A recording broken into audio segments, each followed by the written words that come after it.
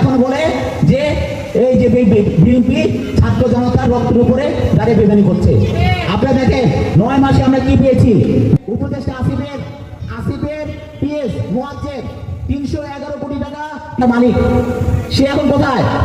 তাকে সরকারি তরফ থেকে তাকে কিন্তু পদত্যাগ হয়েছে এবং সে বলে সে নাকি বাংলাদেশ ব্যাংকে চাকরি করার জন্য সে নিজে পদত্যাগ করে সে নিজে ওখানে ইন্টারভিউ দেওয়ার জন্য গিয়েছে। আপনি দেখেন স্বাস্থ্য উপদেষ্টার পিএস মাহবুবুল হক 150 কোটি টাকা মালিক এই 9 মাসে।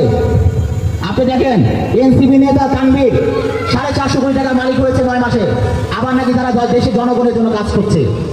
আপনি দেখেন স্বাস্থ্য উপদেষ্টা নাহিদের সাবেক পিএস আতিক 150 কোটি টাকার মালিক হয়েছে।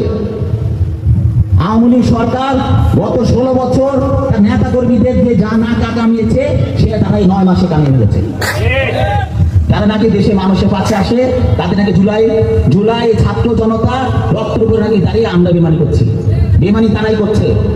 এখনো দেখেন পঙ্গু হাসপাতালে গিয়ে অসংখ্য ছাত্ররা অসংখ্য ইনজুরি, যারা কিডনি নষ্ট হয়ে গেছে, পা পঙ্গু হয়ে গেছে, তাদের ব্রেন নষ্ট হয়ে গেছে, এখনো তারা পঙ্গু হাসপাতালে মৃত্যুর সঙ্গে পাঞ্জা লেগে হচ্ছে।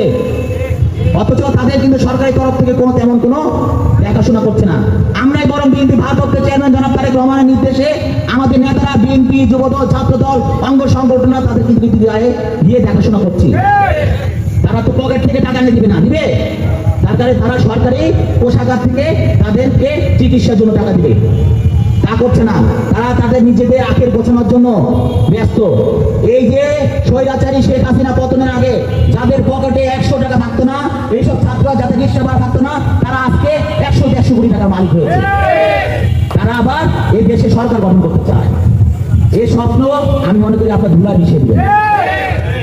আমি চাই এই যে দীর্ঘ 16 বছর যে প্রতীক্ষা আমরা করেছি, আপনারা করেছেন, সাধারণ মানুষ করেছে, এই যুব সমাজ করেছে, যারা ভোট দিতে পারে নাই। আমিও আজকে 20 বছর যাবত ভোট দিতে পারি নাই। এখানে বলতে পারবে না কেউ ঠিক মতো ভোট দিতে পেরেছে। একমাত্র আওয়ামী লীগের পরিবারের লোকজনও ভোট দিতে পারে নাই। তাদের পরিবারে যদি একজন আওয়ামী লীগ থেকে থাকে, সে তার পরিবারের সকল ভোট সে নিজে দিয়ে এসেছে।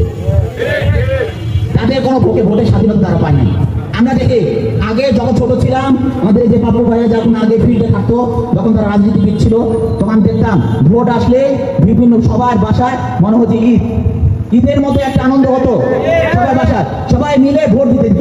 এই দিন আমরা কবে ফিরে পাবো বলেন? এই দিন ফিরে পাওয়ার জন্যই, এই এজেন্ডা বাস্তবায়ন করার জন্য আমাদের বিএনপি ভারপ্রাপ্ত চেয়ারম্যান জনাব তারেক রহমান এই 16 বছর সবচেয়ে ত্যাগী নির্যাতিত পরিবার হয়েও এই জনগণের পাশে থেকে সংগ্রাম করে গিয়েছে এই ভোট প্রতিষ্ঠা করার জন্য এবং গণতন্ত্র প্রতিষ্ঠা করার জন্য। সুতরাং নেতৃবৃন্দ সবাইকে ধন্যবাদ,